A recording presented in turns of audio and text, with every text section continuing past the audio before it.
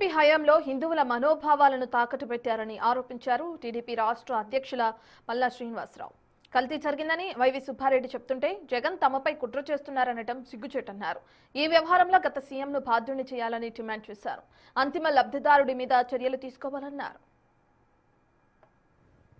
నెయ్యిలో కల్తీ లేదని చెప్పేసి మాజీ ముఖ్యమంత్రి గారు చెప్తున్నారు, కల్తీయే లేదని. ఇప్పుడు వచ్చి కొత్తగా మరి మాజీ చైర్మన్ టీడీడీ మాజీ చైర్మన్ సుబ్బారెడ్డి గారు ఏమంటున్నారంటే కల్తీ జరిగింది అంటున్నారు. ఎన్డీడీబీ రిపోర్ట్ చూస్తే దాంట్లో మరి మనం చాలా బాధపడేటట్టు యానిమల్ ఫ్యాట్ కలిసి ఉంటుందని చెప్పేసి ఎన్డీడీబీ రిపోర్ట్ చెప్తుంది. ఇలాగా ఏది ఏమైనప్పటికీ కూడా కల్తీ నెయ్యితో సుమారు 20 కోట్ల లడ్డూలు తయారు చేశాడన్న దానికి ఎటువంటి సందేహం లేదు. అంటే పాలుతో కాకుండా తయారు చేయబడినటువంటి దాంతో లడ్డూలు తయారు చేశారు. ఇది ప్రజలందరూ కూడా గమనించాలి. ఇది కేవలం ఆర్థిక ఉపేక్ష. నాకు తెలిసి ఆ కేజీ నెయ్యి 330 రూపాయలకో 370 రూపాయలకో కోట్ చేసినట్టున్నారు.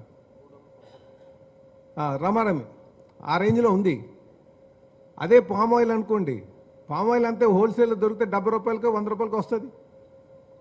అంతకని ఎక్కువ చేయదు కదా. ఆ కెమికల్ అంతా కలుపుకుంటే ఇంకో 70 రూపాయలు లేదా ఒక 100 రూపాయలు అయి ఉంటుంది.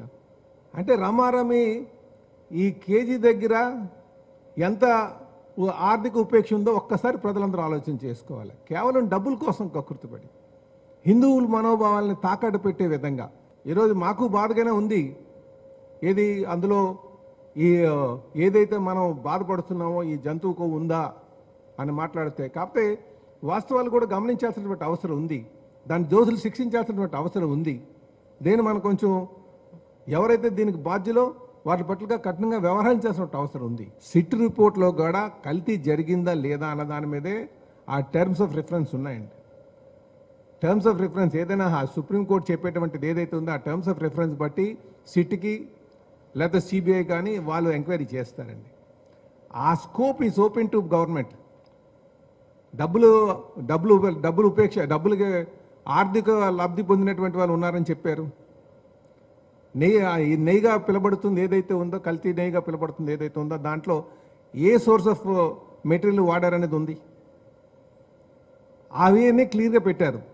ఈరోజు ప్రభుత్వం నిర్ణయం తీసుకోవాలి దానిపైన. దాని బాధ్యతలు ఎవరు, బాధ్యులు ఎవరు, ఎవరికి అల్టిమేట్గా ఆర్థిక లబ్ధి పొందారు వాళ్ళ మీద రేపు ప్రభుత్వం ఖచ్చితంగా నిర్ణయాలు తీసుకుంటుంది.